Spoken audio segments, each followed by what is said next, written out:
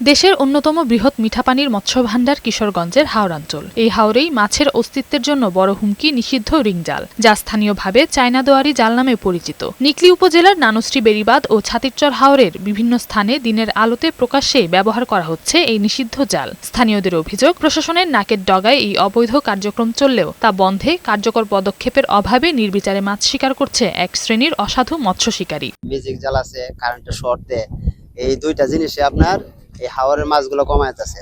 স্বল্প মাছ পাওয়া যায়, বেশি বেশি টাকা দিয়ে কিনা খাইতে হয়। রিং জালে ঢুইকা মিউজিক জাল বলে যেটা, ওই জালের ভিতরে ঢুইকা এখন মাছ সব নষ্ট হয়ে যাইতেছে। বিশেষজ্ঞরা বলছেন, অবৈধ রিং জালের ব্যবহার বন্ধ করা না গেলে ভবিষ্যতে দেশীয় প্রজাতির মাছ হারিয়ে যাবে। অন্যদিকে হাওরের প্রাকৃতিক জীববৈচিত্র্য হুমকির মুখে পড়বে। কার্যকরী পদক্ষেপ যদি নেওয়া না হয়, তাহলে হাওরের জীববৈচিত্র্য অচিরেই বিলুপ্ত হয়ে। এদিকে মৎস্য বিভাগ বলছে, অবৈধ জালের ব্যবহার বন্ধে নিয়মিত অভিযান ও সচেতনতামূলক কার্যক্রম পরিচালনা করা হচ্ছে। প্রতিদিনই 2-3টা উপজেলায় পর্যায়ক্রমে আমরা প্রতিদিনই এই অভিযান এবং মোবাইল কোর্ট চলমান রেখেছি। হাওরের ভাস্ট এরিয়া, ব্যাপক এরিয়া, আমরা একদিক দিয়ে অভিযান পরিচালনা করি, আরেক দিক দিয়ে জনগণের অসচেতনতার কারণে বা আইন অমান্য করার কারণে আরেক দিক দিয়ে হয়তো তারা এই কার্যক্রম পরিচালনা করে থাকে। নওশীন জান্নাত, বৈশাখী সংবাদ।